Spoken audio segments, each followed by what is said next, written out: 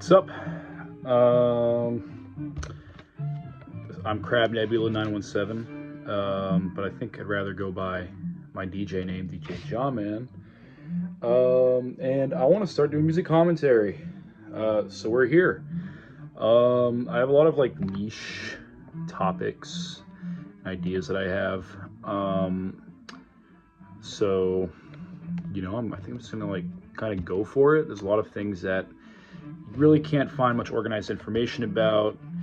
Might be a blog here or there, but I wanted to kind of like put it to video and really organize my thoughts. So I have a lot of different ideas, as I said, and we're just gonna see how it goes. I really don't have much of a script. I mean, I have some notes written down about what I'll talk about now, but we'll see how it goes. This will be a very rough draft, but I'm thinking I'll definitely go ahead and as long as it goes fine, I'll go ahead and upload this.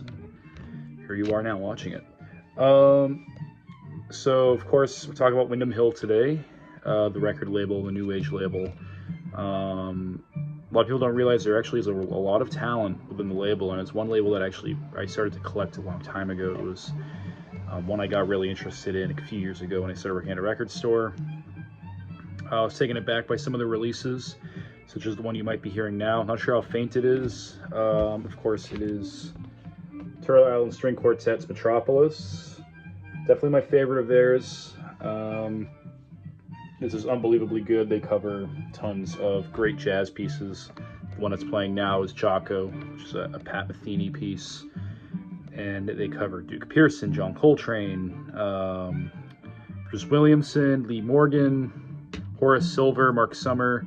I think Mark Summer is in this band. He is. Of course, they have some original pieces as well. But anyway, let's get to what we're talking about, because we're already 2 minutes in. It's a long introduction. I want to talk about Windham Hill releases that are worth a lot more than the typical Windham Hill release. So on average, you can find Windham Hill at a record shop for like $1 to $5. And there are a select few pieces that can be worth a bit more.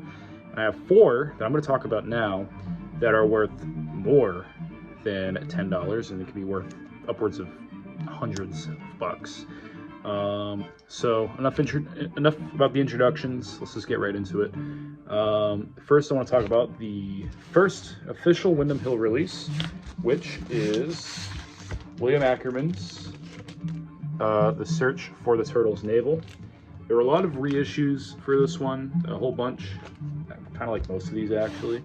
But while this was initially released not on label, it was eventually re-released on Windham Hill. If you guys don't know, William Ackerman, he is Windham Hill. He's the one that founded the label, managed it for many years, up until the 90s. He's a very interesting man. His guitar playing is unbelievably amazing. He, helps to really, I don't want to say invent, but, really push New Age forward. He's very renowned, very interesting, unbelievable guitar player. Not sure if he's still doing live shows. I know up until 2001 he was. I saw a video of him doing a show in 2001. Who knows? If he's still doing shows, I'd love to see him one of these days. But yeah, this is my personal copy. It's an early reissue. Paid $5 for it. It's, early issues can be worth loads of cash, especially if they're sealed. Next, I'm going to talk about Robbie Basho, Vision of the Country.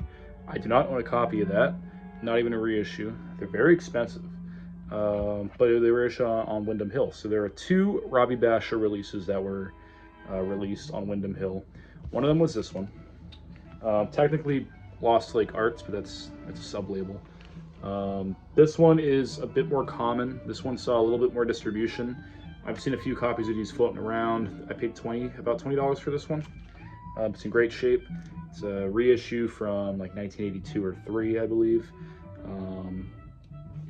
Great record, I'll just say that. But his other release is Visions of the Country. Like I said, I don't own it. It's hundreds and hundreds of dollars to find a good copy, which is crazy to me because it's Windham Hill. You'd think, oh, they should be everywhere. But no. That record was not actually distributed by Windham Hill's main distributor, and it was actually deleted off the catalog shortly thereafter. I'm not sure which, because these sleeves, you can see, all Windham Hill records came with sleeves that look like this. Well, this is a bad example, but they'll have their catalog on this inner sleeve here. And I don't think I own anything that mentions Visions of the Country on it. Not sure if there's anything that even mentions it, but it was deleted from the catalog kind of early. And it was recorded, released in 1979, and this one was released in 1980, a year later. I don't think I got that mixed up. I'm pretty sure this is 80 and that one's 79. But yeah, for whatever reason, I haven't really found a great amount of info. I believe there is a decent amount of info on one of the reissues. Might be Twilight Peaks, where when they re-released that a few years ago, not that long ago, there was a whole note sheet about, Twilight Peaks, that's inception, the label that was signed to, which was even more rare, and then kind of the deletion and the direction that Windham Hill was going that kind of was at odds with what Basho wanted to do. But quite intriguing. You can't find those. There was one time where I saw a post somewhere on some forum. Someone had a copy of it. I asked how much they paid for it, and they said back in 2006 they paid a hefty amount. I think it was upwards still of $100. And we're talking 2006. No one was buying records at that time. It's still expensive. So I thought that was a really interesting piece. I've known a lot about Basho. He's a favorite of mine. So still haven't found a copy of that anywhere ever. Very rare. So but let's move on. Next up is Aerial Boundaries by Michael Hedges. This one, if you're familiar with the Windham Hill, might not come as a surprise. Early copies of this can cost a pretty good amount of money. Even this reissue I got cost 23 bucks when I got it. You can find a copy here and there for pretty low. But this is probably his biggest release. Breakfast in the Country, and then Live on a Double Planet. I think that's what it's called.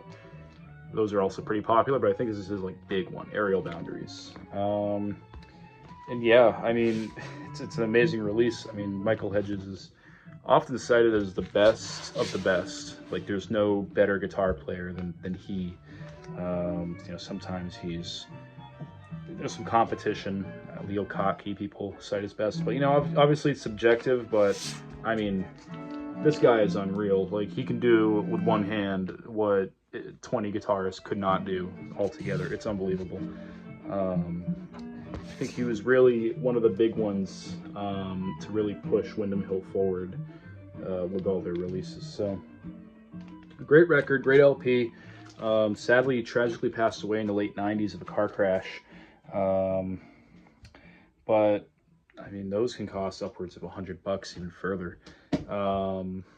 But yeah, I have one more release to talk about. I also don't own it because it's very expensive, and I've never found a copy anywhere. But it's interesting. So Windham Hill dabbled a bit in the soundtracks. They have a few. I have a soundtrack called Country. I think it's just called Country. They have a few others. A Shape of the Wind, I believe one is called. I own a couple. I don't have them on me here. But this other one is called Atla, and it is based off of, well, it's not based, it was written for the Spirit of the Wind movie, which came out in 1979, and it's very new age. It features Buffy Sainte-Marie and William Ackerman. And so all the release is it's known because Spirit of the Wind was, not too tiny of a film. It's intriguing because Buffy Sainte-Marie, her tracks on it are insanely new age synths, all the bells and the whistles that you'd expect. And then William Ackerman, of course, has his pieces, solo guitar. It's fantastic. But copies are not that common, and they're worth a bit more than you'd expect for a Windham Hill release. As I said, you can find Windham Hill. It's very common. They usually just get, they're not given away, but the prices are they're not very high for them.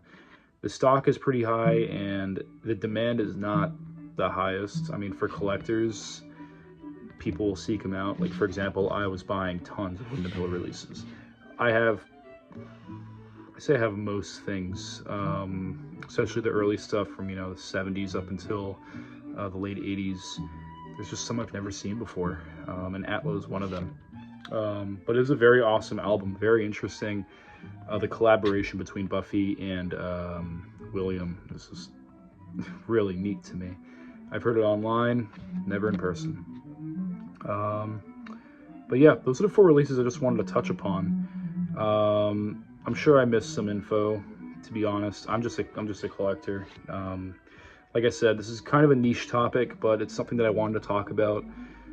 It was interesting enough for me to touch on, considering that most Windham Hill releases are dirt cheap.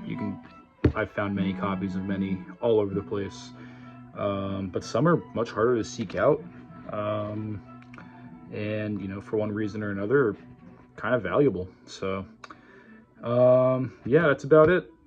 So I really don't know what else to say. Like I said, I don't have a script or anything, so I appreciate you watching this video all the way through. I hope I wasn't too boring. But yeah, I want to keep doing this type of thing, so I might continue doing some music commentary. I don't plan on being too professional, probably just me talking to the camera like I'm doing now. So yeah, thanks for watching, and who knows what's next. So have a good one. Yeah, that's about it. Thanks.